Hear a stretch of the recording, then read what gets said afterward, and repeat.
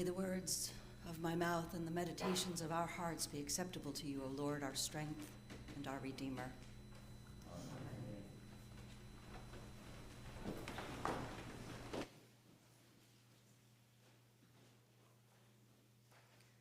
So our journey through Lent ends today with this triumphal, if a little chaotic, entry into Jerusalem with the palms.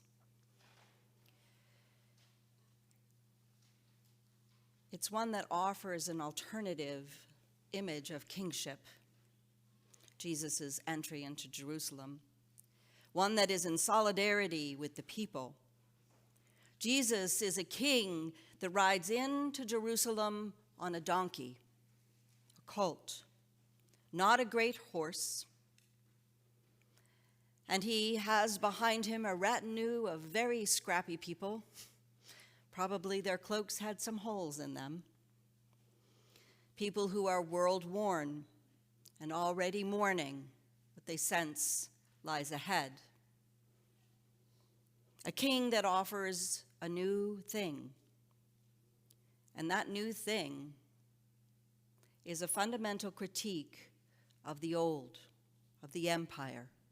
For this king is a king in solidarity with and for all people, rather than above and over.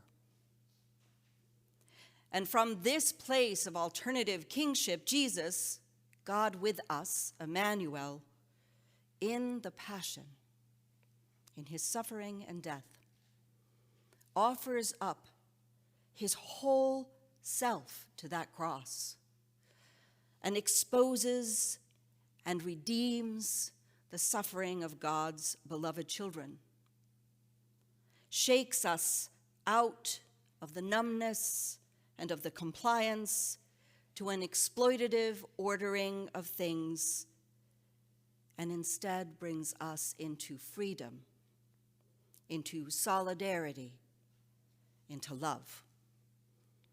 This king, as the great theologian Walter Brueggemann writes, is unlike his royal regents, is one person whose person is presented as passion, feeling, pathos, the power to care, the capacity to weep, and the energy to grieve and then to rejoice. In the Passion that we just heard, we see Jesus fully with us. We see an alternative to worldly kings and their gods, money, power. We see a God who chooses to enter into the suffering of the most marginalized, to shake us out of our numbness, out of blindness to our own captivity, and into freedom and love and solidarity. And it is from this place and through this deep act of compassion and love and forgiveness